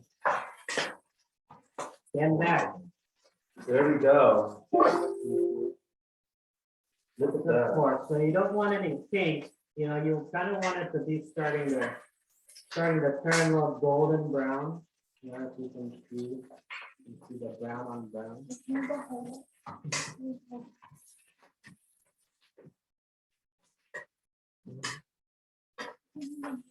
So what are we looking for? You're trying to get like these golden brown edges here. Oh, You okay. want all the sides of the pork cubes. You know, if you have something not all the way done, it may not be done later. Mhm. I'd say thank you for doing this, Rudy, because everyone knows how to do lumpia, but things like Kawali and Caldereta are some great national Filipino dishes that not many people know how to make. Yeah, and you know, like the Caldereta, it's like what I think is very Christmassy, the colors. You can, you know, the red and the green, see this is that's what's gonna be all blended together there. Beautiful. Put a little garlic in there. And we'll put it right back.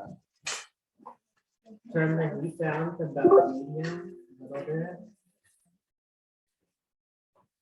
Did you put garlic in? I put a little garlic. Oh, yum. Can you smell the garlic? Yes, I can. So we've got some nice things happening in here. All that garlic, the pork, and hit it with some pepper, a little bit.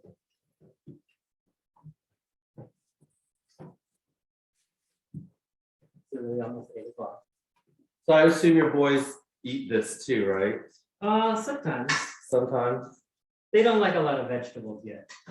Oh yeah, that's normal, like me too. Like if rice was a vegetable, I'll take that as a you know, if like potatoes, yeah, I'll take that as a, if I see any more pink on the pork, I believe that it is ready to go to the next stage.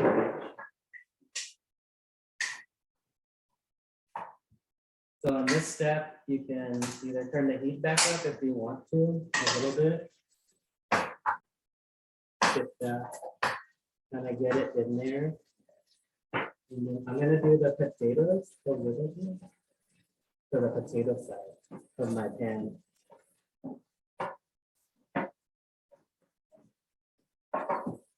You know, you just put some, what's gonna fit. Oh, a pepper, a Oh, steak, it fell. It's okay. fine, fine. And then that. And It does look very Christmassy. yeah, it's Christmas, right? Big tomato sauce. Whoa. Whoa.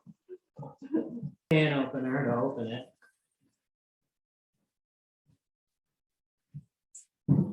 Put it in there. You know, just some. Or all.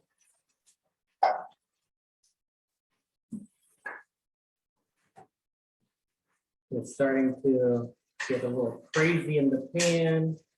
Ooh, one of them jumped out.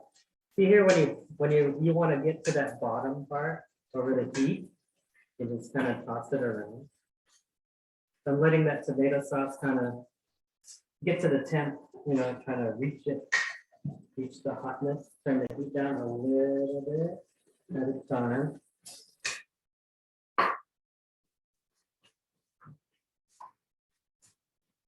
And then we have to add a little water.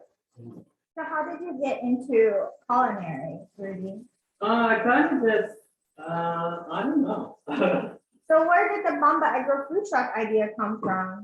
It came from just like, you know, it's kind of just like I always kind of wanted like a food truck, you know, Mhm. watching like Netflix food shows or like, oh, I could do that, you know, like, or like, why isn't there like a Filipino thing, you know, like Mm. I didn't see any of that, you know, I'm like, but I can kind of cook it, you know, like I know how to make lumpia.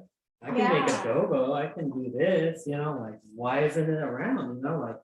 And then during the pandemic, it was like, that's when the idea kind of Yeah. really took off. It was like, Okay. oh, I want to order like some tacos or like a burger or like pizza. And then I'm like, what else is there to eat? You know, like I'm gonna eat all the Asian foods. Then I'm like, there's no Filipino. Like you try to order from like the Lola's Kitchen. I was like, oh man, they already closed. Yeah, they closed already, I was yeah. like, dang. I was like, okay, my turn. Let me try. But I'll tell you, Rudy, it's a great thing because there is definitely, you could tell that there definitely is a need for Filipino cooking in Louisville. Filipinos make up the third largest Asian population in Louisville, third only to Asian, Indians, and Vietnamese. And as can be attested to, where I ran into your wife and your son at the recent Filipino fiesta, all the other caterers, all their food sold out. Oh, yeah. Atashays, Kabalen, so yeah. Yeah, I bet. I mean, it was just like, that's kind of what kicked it all off, you know, like, oh, you know, like I have a friend who knows somebody that's Filipino. Right. And then like, can they order? I'm like, I guess so. You know, like, why not? Let's just try to do it. And then, you know, with all, you know, everything, it got hard to do it from a prep kitchen. Like, Right. just trying to do like catering orders and, you know, so I had to like figure out like logistically, it can be done, but had to be pre-order. And that's really hard to do when it's like, okay, this is a whole day of prep. This is a whole day Right. of cooking the same day. And then, you know, you just, you figure it out, you know, so the taking it to the streets, that was like the main thing, like Filipino or, you know, there's Filipinos everywhere around Louisville that just kind of show up at the truck and they're like, oh, I love Filipino food. I'm Right. Filipino. I'm like, I didn't know, you know, like, or you could tell when they walk up because they're like, their order is literally one of everything, like a dozen lumpia. And they all want it now. I'm like, okay, I got you. Now, in So, the future, do you foresee a brick and mortar restaurant? I mean, maybe, but you know, these days it's hard to have a brick and It mortar, is. you know, like it's tough. Like they have to come to you, you gotta have seats, and then, you know, the whole COVID thing, it's like hard to Right, know how busy you're gonna be. I don't know, you know, like yeah, maybe if there's a need for it, if there's another, if there's a place that I could just be and just cook and people come, cool, I'll do that. You know, Right. with the truck, it's like, oh, now I have the ability, when someone asks, like, can you bring your truck to my wedding? I'm like, cool, yeah, I'll do it. Or like, can you bring your thing to my office building, just feed us for lunch? I'm like, oh, so like, the hours are nice, because like, it's, right, I know what days I have to work. But this is my job now, you know? Like a brick and mortar, I feel like it's really hard, like, open every day, rain or shine, try to get a customer, try to get delivery orders, get catering. It's tough. But now in the wintertime, now I'm like, the food truck is not gonna work. So what I've got here, it's like, it's up to like kind of like a simmering boil. I've added a little bit of water in there to kind of get it going. And then I'm gonna put the peppers in there. And then I'm gonna set it to cover. I'm gonna cover it up. So you kind of have like wow. you have like a nice stew action going there. And then watch your heat. I'm a little bit medium high here. I'm gonna go down a little bit and let those bubbles kind of just do its thing. And then at this part here, I'm gonna put a little bit more pepper. So garlic, salt, pepper, that's really your major seasoning. Yeah, I mean, it's basic. I mean, this is where you can customize like, oh, I like it to be spicy. let me put crushed red pepper in there. Or I want the sauce to be thicker, so this is where you would add like liver paste or like, you know, there's Filipinos do peanut butter in there. And like, Right. and this kind of recipe is like really different.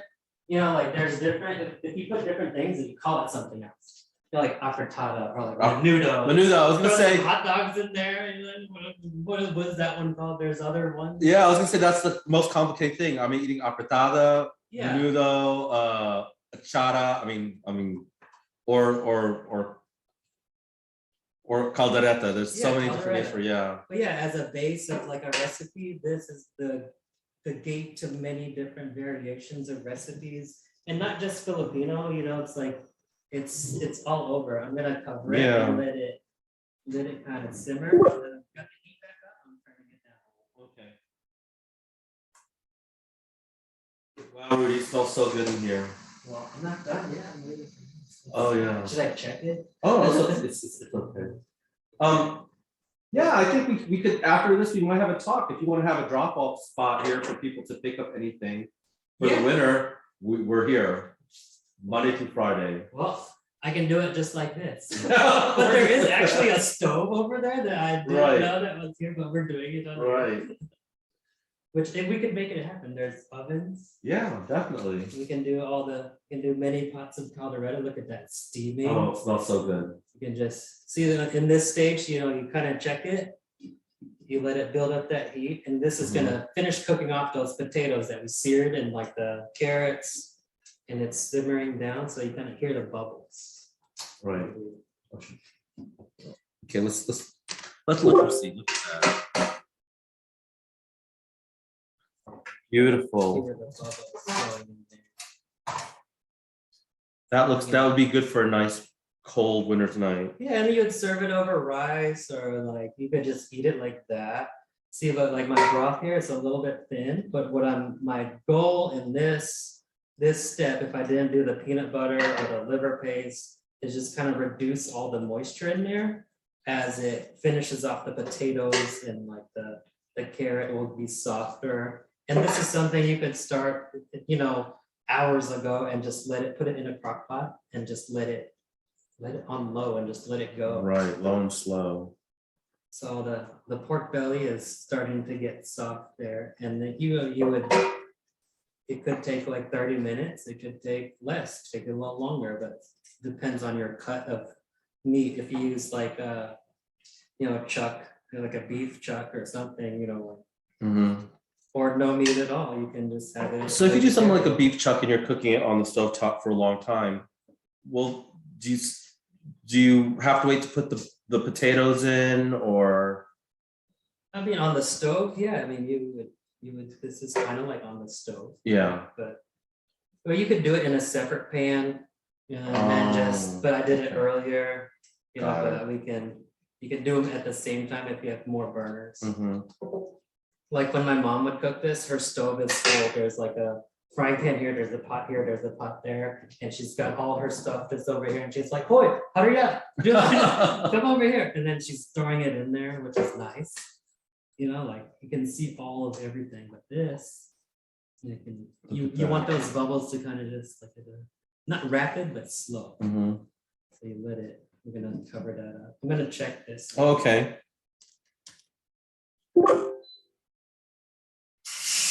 Whoa, look at that pressure.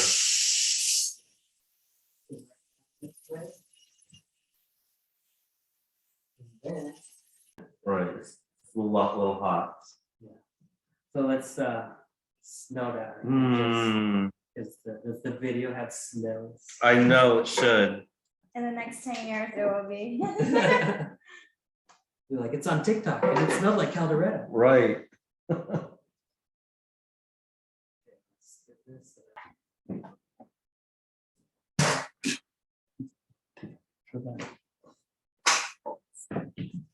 You're good, you're good. Oh, So yeah, I brought it here. We'll take a video of that. A video.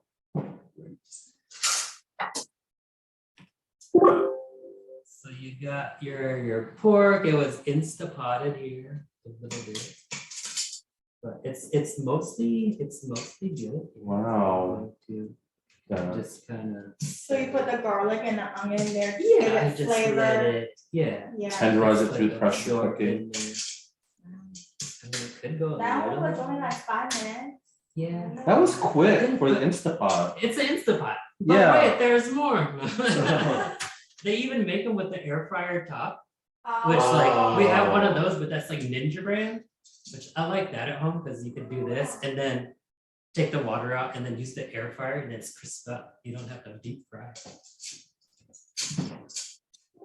I love Instapot pressure cooking. It just cuts the time in half. And I'll tell you, when I used to make stock with leftover chicken bones, it used to take me 3 hours. Now it only takes me half an hour with a Instapot. Yeah, so the nice thing about this, you got your pork here, and you got this nice pork broth. Mm. Let me get all of them out of here.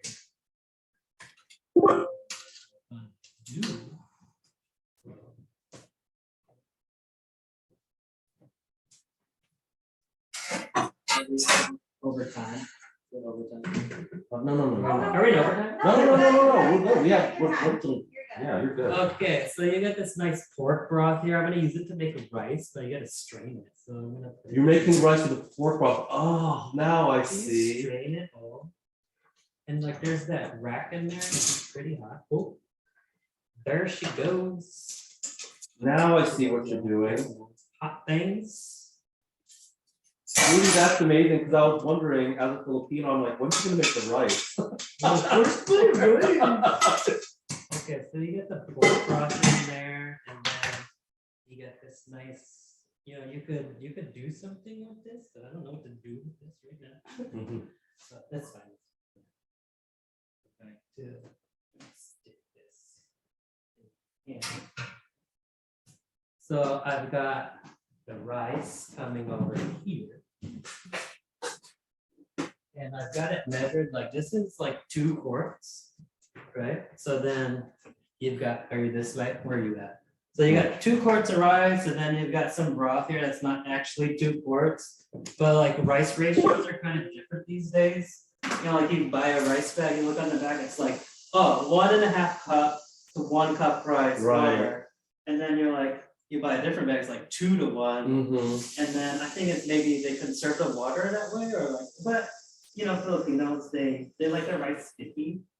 So I've just topped this off with a little bit of water to kind of get it thing, but I think this bag is like 1 to 1 or like 1 to 2 if you wanted to measure it, but I'm gonna have enough broth to make sure. So basically 2 quarts of rice, and you're doing it to 2 quarts of liquid?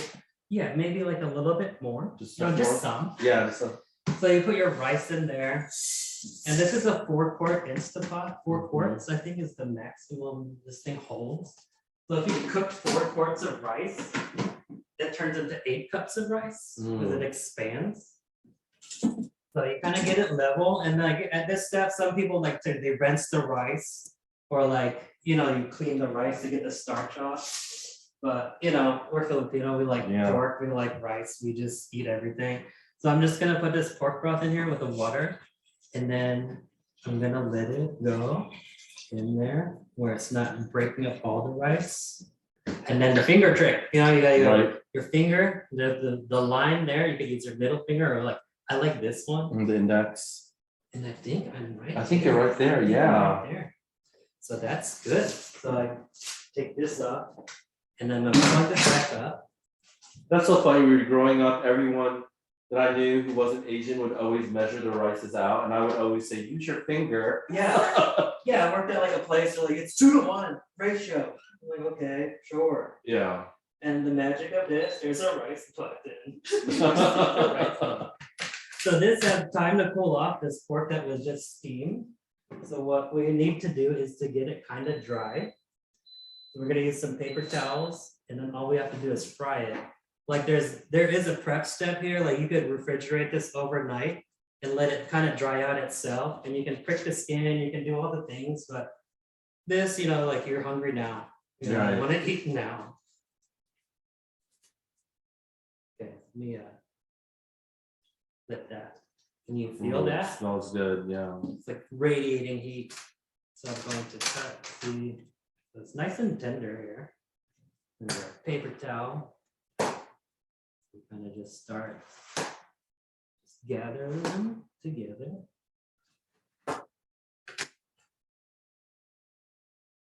And you kind of squeeze it on this nice cooling rack. You could use it's like a roasting pan, I guess you would call it. Or you could, if you have like a cookie tray or like a cookie cooling rack, you can use that. See what you're going for is like it's kind of spongy and dry. Do you see what is for? Yeah, yeah. And kind of just get it, and it also cleans it more. Because if you have any like fat in here, like the oil is fat, the pork grease is fat, it'll splatter really hard and be very dangerous. Right. If you wanted to make a lot of these, you know, maybe you could boil the whole pork belly itself in a giant pot. But this smaller strips times fast, you know, if I cut it down smaller, it wouldn't take as long. So your Lechon Kawali, kind of like your pork caldereta, do you serve that as special sometimes? Yeah, it's we'll do it in our catering side or our delivery side or pickup side. Like on the truck, I have yet to do that for the truck. Because I'm like, I got the fryer with the oil for the lumpia. I don't want to pork and then lumpia after. So but yeah, I don't have a stove on the truck. I have a flat top and then like a burner, the fryer. So maybe I'll need to upgrade. So you get it kind of dry. Or maybe you can host a pop-up at Crane House. I'm serious. Yeah, we can do that. I'm doing it now. Are you doing pop? Oh yeah, you are. Yeah. Later. So this nice pan here, it's kind of heavy, has a second handle. You kind of just, I'm just transferring. All this will go here. Hold off. So what I did on the sidelines, I got my oil hot in this wok. Let's get situated.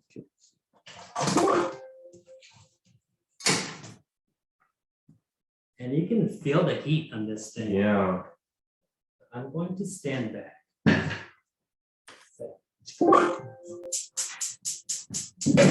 Okay, so you kind of see the pan is starting to. Yeah, we got some stuff in there. Okay. Watch your eyes. Watch out. Kind of test it. You just like the lumpia. Kind of test it.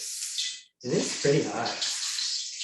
Now, if you figured out your oil is way too hot, Trick. just a little bit more. Don't do water. Water will explode. So it's kind of cool enough. Let me turn the heat down a little bit. This is gonna like be fireworks. So, are you ready? Yeah, we're ready. Okay.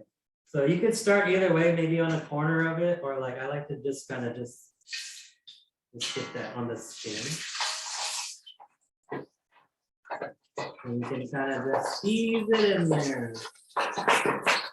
Like that, right? That's why I got the longest pair of towels at the time. One at a time. You can do 2 or 3 at a time. You kind of just get it to where this one's starting to go. Like that. Getting golden brown. See, as you put more in there, it kind of cools the oil. So if I would have refrigerated this, sometimes you could just steam it, get it to where it's not pink anymore, freeze it, and then when you come to this, you know, you're dropping this frozen in the fryer, which it turns out okay. Oh, does You it? just have a lot of splatter, but you can also bake it in the oven if you didn't want to do the frying. There's always a different method. So some people, you say, could prep the pork belly and then refrigerate it and come back and do this stuff later? Yeah, you can, or you can just go straight to it, as long as it's like, you know, because it's already steamed, it's cooked, it's cooked all the way, kind of. So you're not worried about this, but this is really hot. So you kind of see where this first one is starting to look a giant piece of bacon. I don't know if you can see. Yeah, there we go. I got like 4 of them in there. And then I'm gonna go for one more. And every time you put one in there, the oil kind of cools down. So you still have to watch the heat. You know, turn it up, turn it down.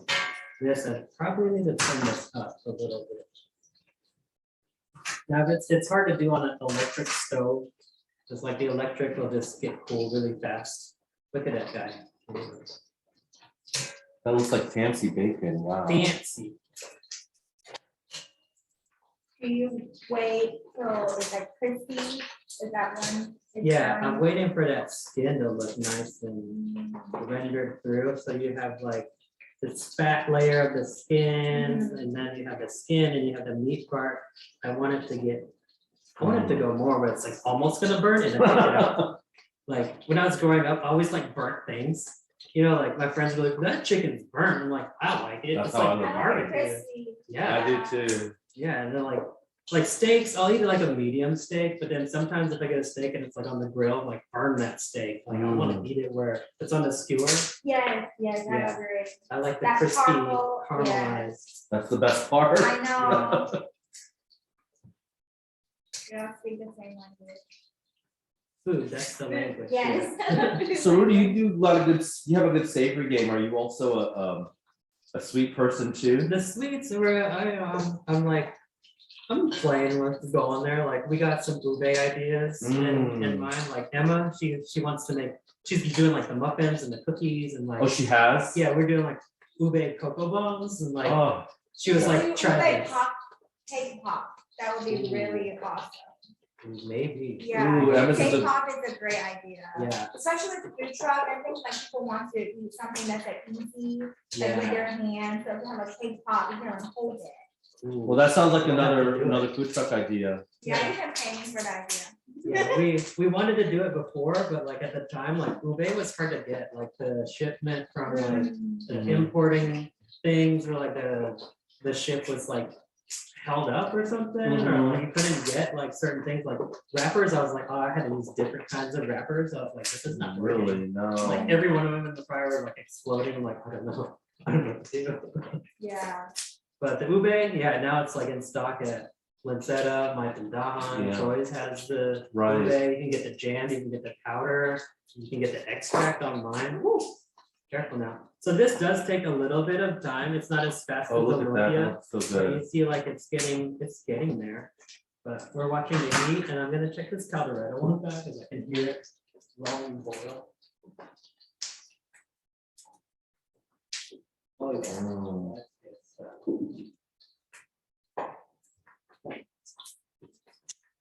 For the rice too. It's just the waiting game. No, that's okay. That looks so yummy. Yeah, I think it could go longer. Yeah.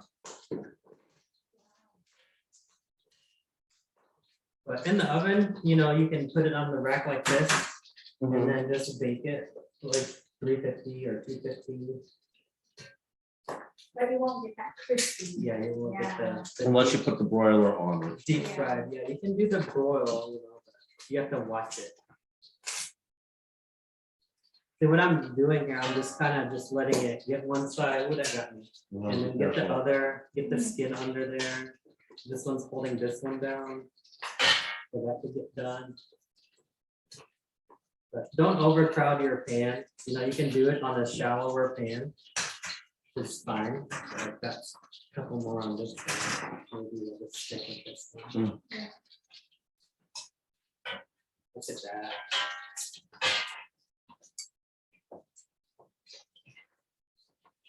Thank you so much for Beverly and Linda for sticking with us throughout the whole class. We're coming on end to this cooking class. So if you guys have any last minute questions, please ask away. And if you guys convince us, we might have to plan a pop-up with Rudy here at Crane House. We need to get him busy during the winter time, so. How about tomorrow? No, Oh, yeah. How about the You're next day? amazing, yeah.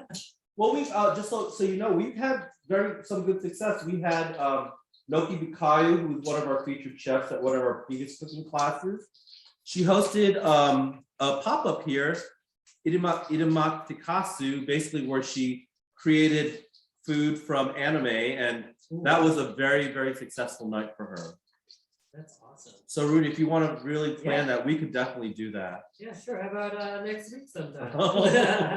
Well, look, we're still in the process of organizing our space, but once it's done, we'd love to have you back. Yeah, this is a nice kitchen. Like so many, we got 2 refrigerators. And Yeah. 2 stoves. So yeah, you'll be in the kitchen. Everyone else will be in the outside areas enjoying Yeah, themselves. I'll just come by, make some breakfast, some tapas log. and then Whoa, some, yes. We Yeah. could do Sunday brunch. yeah, That would brunch. be I'll do really it. coffee. Yeah, Would. Yeah. I'll get some eggs. You bring the steak meat. No, what we'll do is The rice. we'll have the mimosas and everything. There you go. here, yeah, so. So what we're looking for here, we've got this golden brown action going there. And then you got the darker brown on the meat part. You got the kind of golden brown on there. Like if it's not crispy here, like when it cools, it'll start to get crisp. So we're gonna let it go a little bit longer while the other ones catch up. See, this one has those nice brown edges. You can see that. What I'm doing, I'm sticking it. See, you can see the color is Wow. changing. Now, since that's not a vegetable, will your boys eat it? They might eat it, Oh. you know. You put some ketchup on it.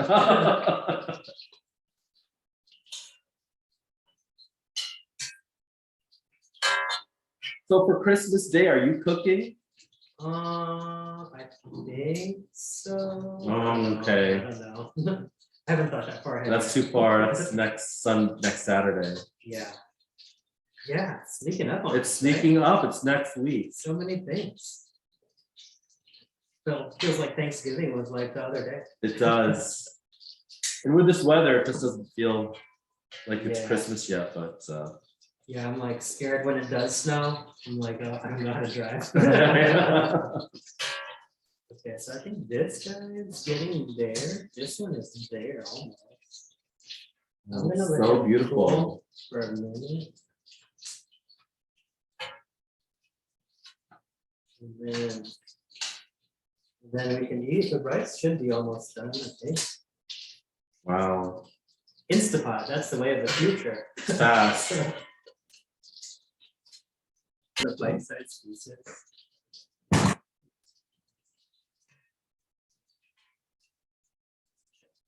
Well, the city of Louisville is so blessed to have Bamba Eggroll around, I have to say. Yeah, it's been quite like an adventure. Like time flies, you know, like when you're working the food truck, because like the first couple events were like, oh, I don't know how to work the propane, or like the fryer's not working. So we were pan frying Lumpia for like people, Oh, and it was like, okay, this is hard. We need to figure out how this works. And then like somebody knows somebody, oh, come to my neighborhood event, or like come to my neighborhood clubhouse, or come to my bar, or I know a friend that works at this place, go to the Mhm. office building. We're just gonna schedule it, and we'll get messages. We still get messages, you know, up until, I don't know, I mean, we still get them, like, can you come next year at this time? oh, that's wonderful. Like, okay, keep us busy, this is nice, you know, like.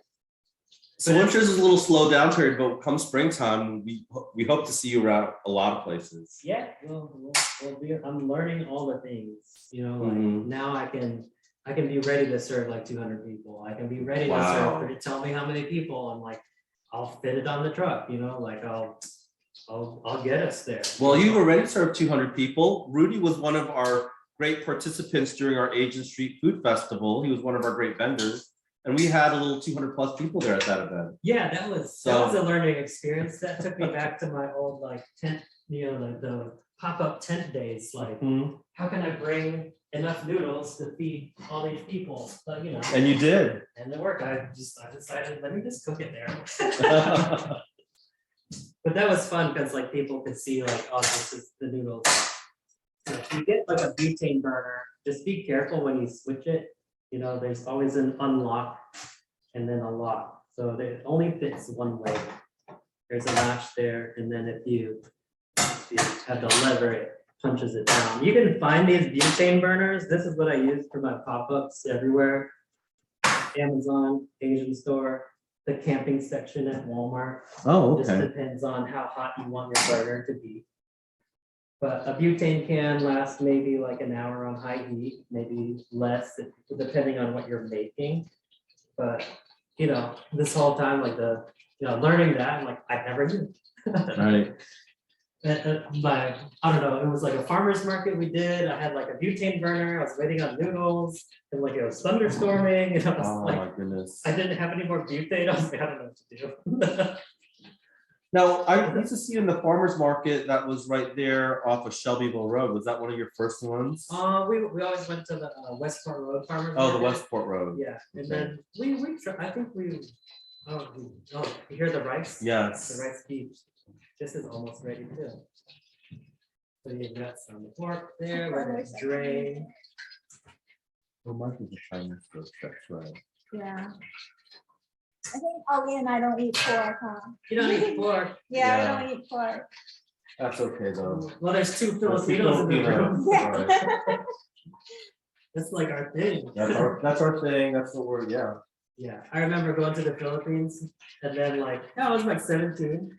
And then here's a goat, they're bringing a goat in, Mhm. you know, and they're, like, here's a goat, there's like a pig over there. And then an hour later, Right, food, yeah, the pig is like on the roaster, and the goat is being right. cooked. Like there's a caldereta, and then there's some kawali coming out, like, Yum. here, wait for the rest of the pig to be roasted. This is like, you know, this is taking me back home, you know, like this is.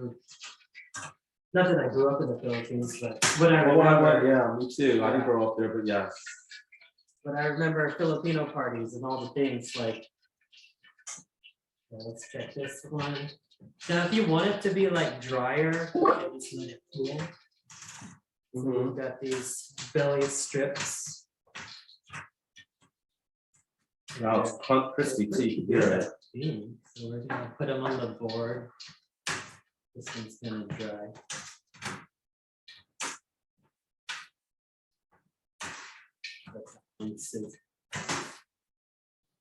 Now there's hot oil in here, Yeah. so if you did this at home, just be careful, let it cool, don't mess with it yet. I'm gonna move some stuff around. Okay, so we got pork belly, Lechon Kawali. Oh, yum.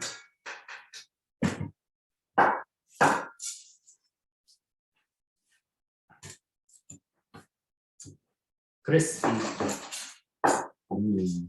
And then, you know, there's other ways where like you prick the skin before you steamed it, or after you steamed it, it can bubble out like a chicharron. Yeah. But I didn't do that step. That's also an optional step if you rewatch this video. Yes, prick the skin. Yeah, and there's other methods too, like if you had the whole pork belly and you prick the skin, boil it, steam it, and then you'll get those nice. But for this, you want to eat right away. You got these nice little bites here. See, it's really far away. Yeah. Look at that. Oh, let's switch cameras, we'll see if they come up. Oh, where This is it? side, Yeah, that side. look at that. Yum. It's pork belly. Pork belly, yeah. You know, you just can see the pieces. See where it's like it's cooked all the way through. Mm-hmm. Look at that. Yeah. I'm going the opposite. I don't know which way to It's go. That looks like it would go well with a beer, a San Miguel Yeah, you beer. need a pollutant. Pollutant, yes. And then, you know, like if you wanted to chop it finer, you get sisig. Sisig, yes. Season it, you get the calamansi, you get all the salty and the sour. And the citrus, and yeah. citrus, and get your Red Horse beer Mm-hmm. or San Miguel. Okay, so let me That's get wonderful. Caldereta is ready. I'm gonna try a piece right now. Yeah. Yum.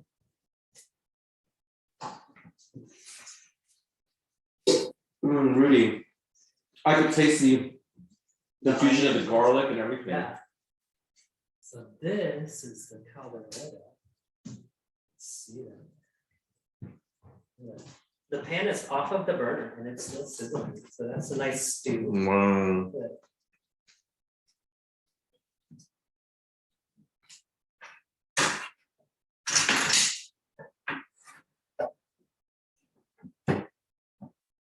There we are. Right here.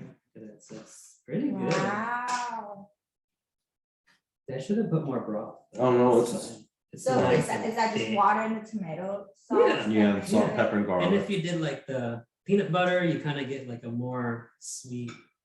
Or the liverwurst too, or the the- liver, yeah. liver paste. Oh, where's the lumpia? You ate them. Oh, no, they're here. Oh, yeah, there's a couple left. I'm sorry, Jared. Gotta go right here. Right. So guys, right there is your